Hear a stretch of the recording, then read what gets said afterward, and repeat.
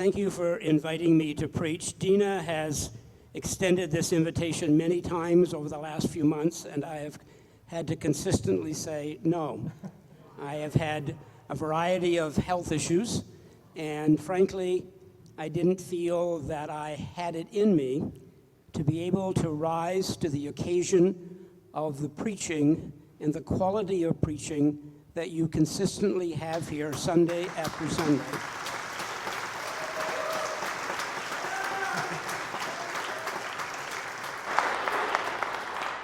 I don't say that with any sense of humility. Someone once said to me, Brent, humility is a burden that you've not had to carry. But seriously though, MCC Toronto, I hope you realize how fortunate you are to have Dina and to have June, because between the two of them, I think you have the best preaching team of any church in our denomination and way beyond our denomination as well.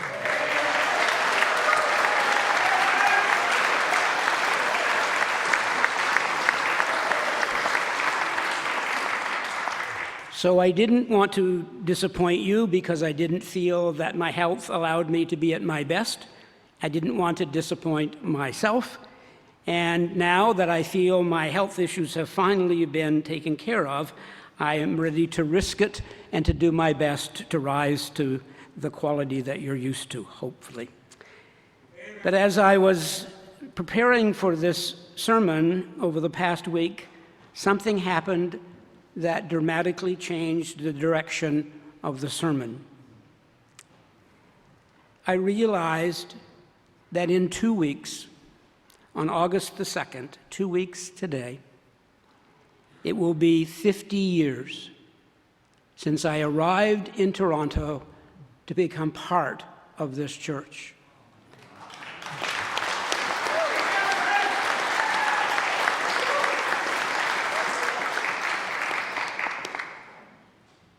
I had met the Reverend Bob Wolfe earlier that spring, the then pastor of the church.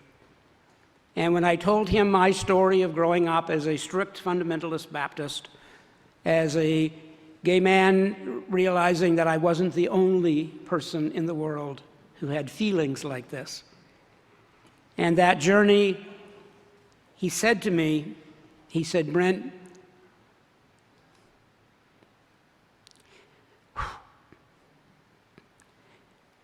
for those of you who time sermons, every time I take a break to gather myself again, stop the clock, because it's going to happen a lot.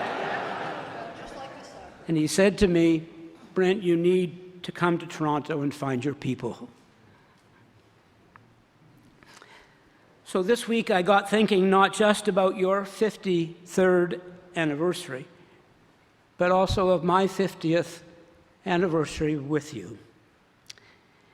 So the sermon then and now has now become then and now and in between. This is not my usual sermon. And it's not the usual sermon that you experience with Dina and June. Their brilliantly constructed sermons are almost poetry in motion. Their brilliantly delivered sermons are spectacular in content and delivery. Today, I'm just going to share with you a series of thoughts. And I know I'm going to get emotional. But here we go with then and now and in between. So when I arrived in 1976, I was supposed to be here on August the 1st. But my car broke down in Montreal. And so I had to spend a night in Montreal getting the car fixed. I arrived the next day on August the 2nd to stay with two members of MCC Toronto, Joe and Doreen. I'd lived with them for a while and then gradually found my own place, etc. I became a student clergy that fall, and I still have the little tab with the piece of black tape that signifies I wasn't a real thing, I was just a student.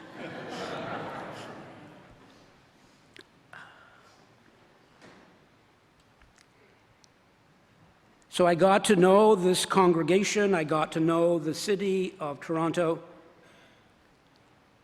and MCC Toronto became my chosen family. Because at that point, my birth family were not accepting of who I was. Later on they did, and they all came to visit with us here.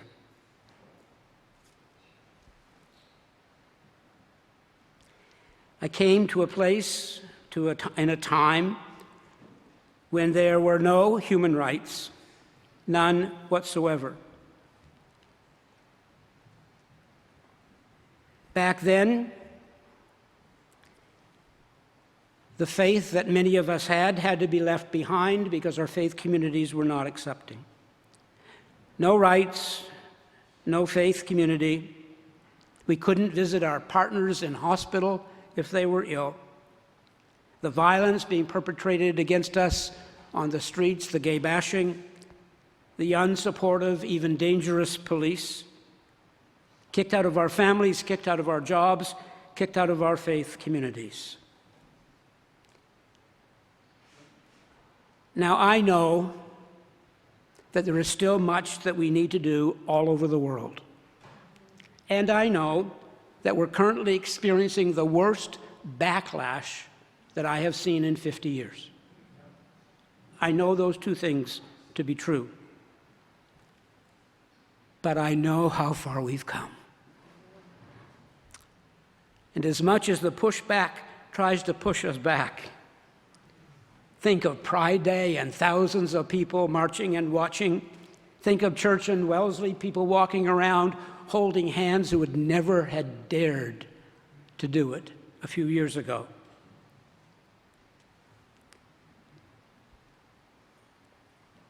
Think of the hundreds or thousands of people who have been helped by this church, the refugees who have helped to find their faith again and to live freely again, the students who have attended Triangle program over the last 30 years, who were kicked out or bored out or scared out of the traditional school system, but who came back to get their high school diploma through the Triangle program at this church.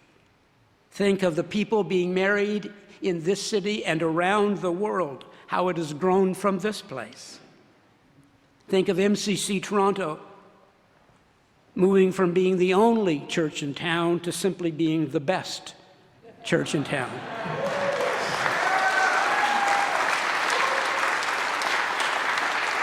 I've often said that MCC Toronto is a VIP church, not in terms of elitism, in terms of being vibrant. And there are many vibrant churches in this town, but they're mostly fundamentalist. I for inclusive, and P for progressive. And there are many progressive churches in this town, mostly boring. But if you want vibrant, and you want inclusive, and you want progressive, there aren't many of them, and we're the best example of how to do it.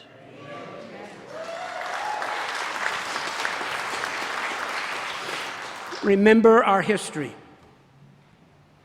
When HIV/AIDS first hit, when there were funeral homes that wouldn't take the bodies of people who had died. We had to call around town to find a funeral home who would pick up the bodies at the hospital.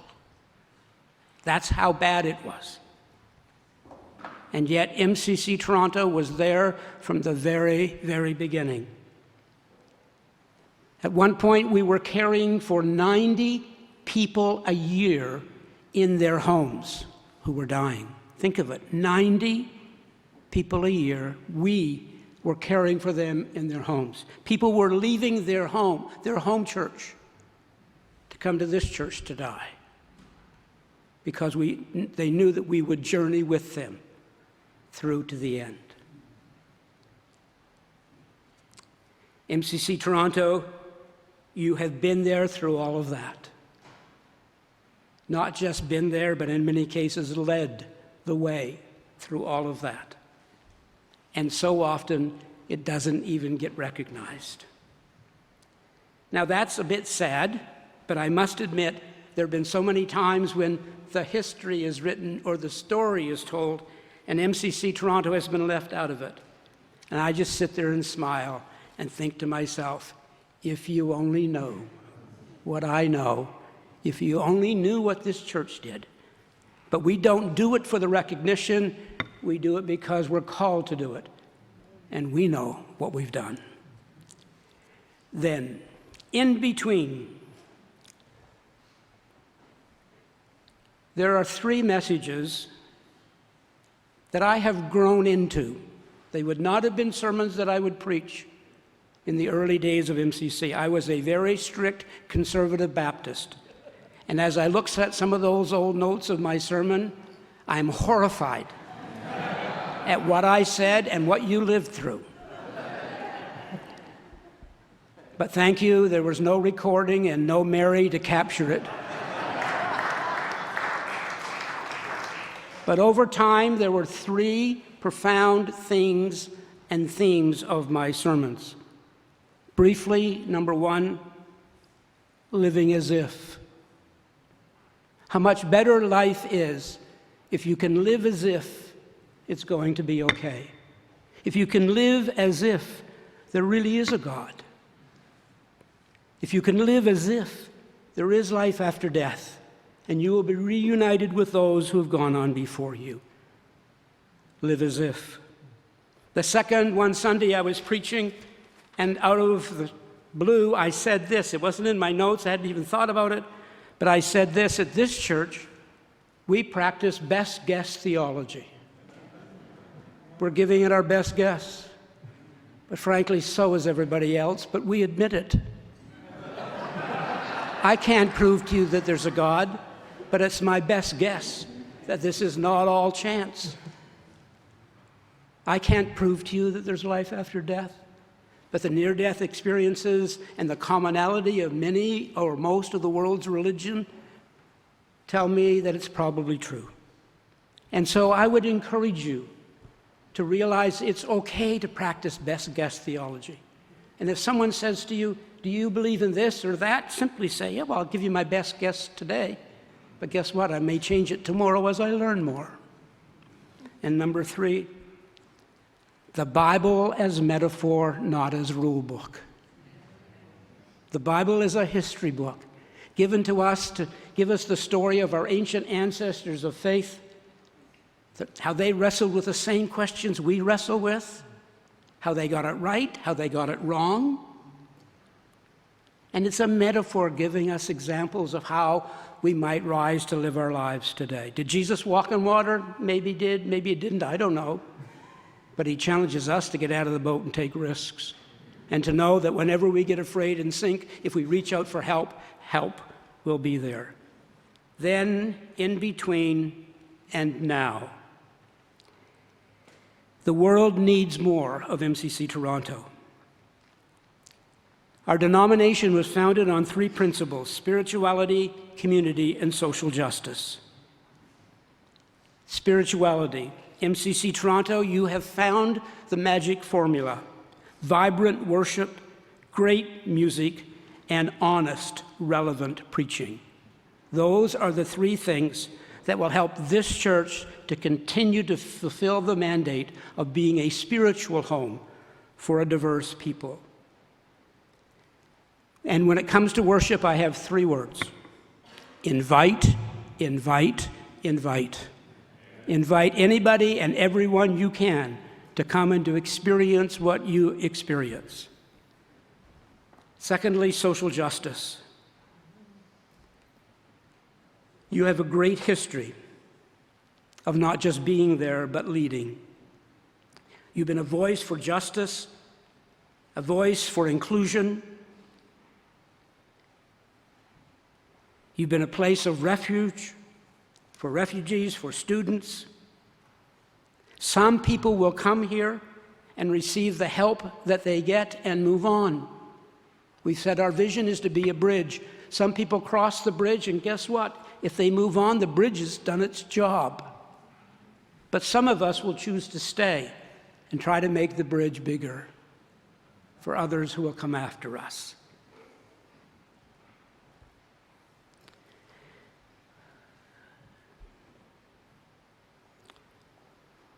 Then, in between now, spirituality, social justice, and it all comes down to this. Some of us are blessed to have the support of our birth family. Many of us don't. But all of us have the opportunity to make this place our chosen family.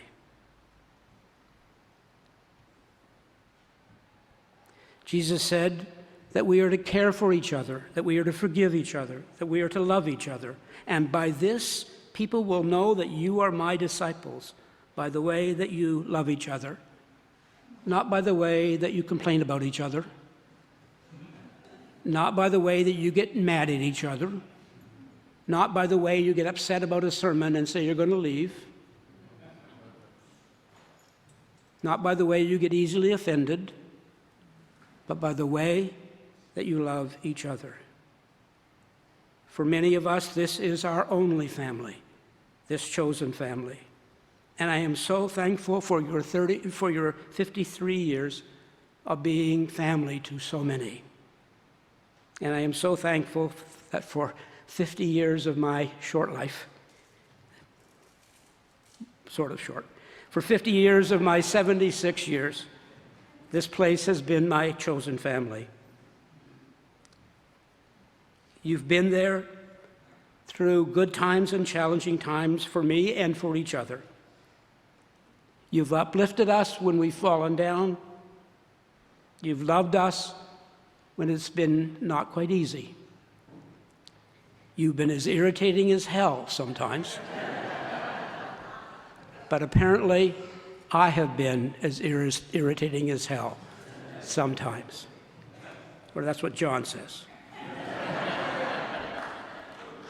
But it has been absolutely amazing to call you my chosen family. And it's been absolutely amazing how many of hundreds and hundreds of people who've walked in their door and been surprised by the friends they've found, the hope that they've been given, the faith that has been restored. The world needs more of MCC Toronto. The world needs more of this place being their chosen family.